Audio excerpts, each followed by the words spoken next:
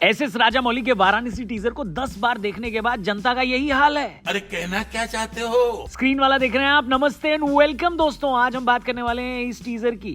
इसने पूरे देश को नहीं बल्कि दुनिया को झटका दिया है। बात हो रही है राजामौली की मोस्ट अवेटेड फिल्म वाराणसी की। पहला टीजर इसका हैदराबाद में लॉन्च हुआ। जो लोगों ने देखा वो सिर्फ नजारा नहीं था, सीधे दिमाग का ऑपरेशन था।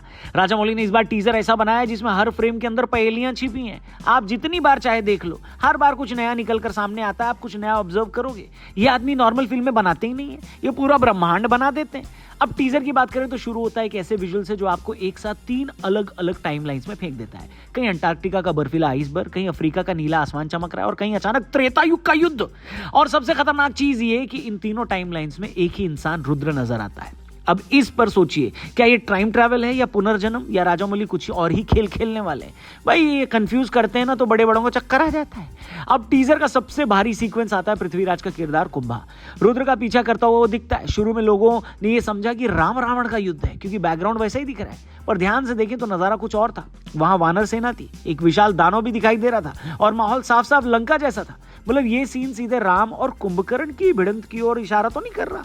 और रुद्र और कुंभा को उसी एंशिएंट कॉन्फ्लिक्ट के मॉडर्न पैरेलल्स के साथ दिखाया गया है। यानी भाई साहब, कहानी इन टाइमलाइंस को सिर्फ दिखाने वाली नहीं है बल्कि जोड़ने भी वाली है। फिर एक ऐसा शॉट आता है जिसने सबका ध्यान खींच लिया।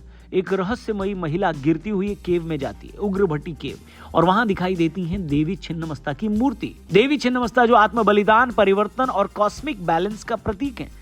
अब इस सिंबलिज्म को अगर प्रियंका चोपड़ा के किरदार मंदाकिनी से जोड़ें तो साफ लगता है कि उनकी भूमिका सिर्फ हीरोइन की नहीं बल्कि कहानी की आध्यात्मिक बेस है। यहां सिर्फ फाइट वाइट नहीं है, यहां कॉस्मिक लेवल का खेल हो सकता है बॉस। इसके बाद टीजर अचानक फ्यूचर में चला जाता है, बोले तो साल 2027, और यहाँ एक बड़ा धमाका। एक एस्ट्रॉइड नाम है शांभवी, सीधे पृथ्वी की तरफ बढ़ रहा है।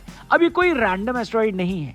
राजामौली ने इसको न सिर्फ नाम दिया है बल्कि यह भी दिखाया कि इसका सीधा संबंध 512 ईस्वी में हुए एक यज्ञ से है। यानी पुरातन काल में हुए एक अनुष्ठान से निकलकर एक कॉस्मिक चेन रिएक्शन चल पड़ा है जो भविष्य में भी इंपैक्ट डाल रहा है। यानी इतनी लेयर्ड स्टोरी टेलिंग, भाई साहब इससे बड़ा दिमाग किसका होगा। अब टीजर की एक और हिडन ब्यूटी, हर फ्रेम में दिखाई देने वाला कर्व्ड डिजाइन, कहीं बैकग्राउंड में, कहीं आर्किटेक्चर में, कहीं सिंबल्स में। ये सिर्फ स्टाइल नहीं, ये संकेत है साइक्लिकल टाइम का। यानी समय रेखा नहीं, एक चक्र। जो हुआ है वो फिर होता है और जो हो रहा है वो पहले हो चुका है। डेस्टिनी लूप्स या कॉस्मिक साइकिल्स, ये सब कुछ सटल तरीके से विजुअल्स में पिरो दिया गया है। अब बात करते हैं रुद्र यानी महेश बाबू की। नंदी पर सवार, हाथ में त्रिशूल, एक ऐसा लुक जो मॉडर्न भी है और मिथिकल भी। जब वो फ्रेम आता है तो लगता है जैसे कोई वॉरियर सामने खड़ा हो। राजामौली ने भगवान हनुमान की मेल्ट होती हुई आकृति की भी एक झलक दिखाई है और इस 1 सेकंड के फ्रेम ने पूरे इंटरनेट को सवालों से भर दिया है। क्या फिल्म में हनुमान जी का कनेक्शन है? क्या रुद्र कहीं उन्हीं का रूप तो नहीं? क्या माइथोलॉजिकल को साइफाई के साथ ब्लेंड किया जा रहा है?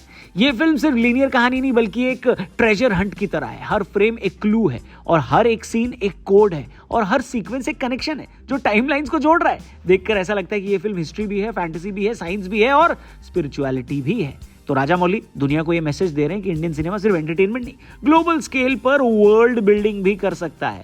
और एक और बात क्लियरली दिख रही है, वाराणसी कोई छोटी मोटी फिल्म नहीं होगी, ये एक यूनिवर्स हो सकता है, एक एक्सपीरियंस होगा, एक यात्रा होगी जो 512 सीई से लेकर 2027 तक आएगी। आप बताइए कमेंट करके वाराणसी के इस टीजर में आपने क्या क्या पकड़ा और किस चीज ने आपको सबसे ज्यादा हिला डाला। कमेंट करके बताना, चैनल को भी सब्सक्राइब करके जाना। स्क्रीन वाला पर मिलेंगे कल। Thank you for watching, good bye.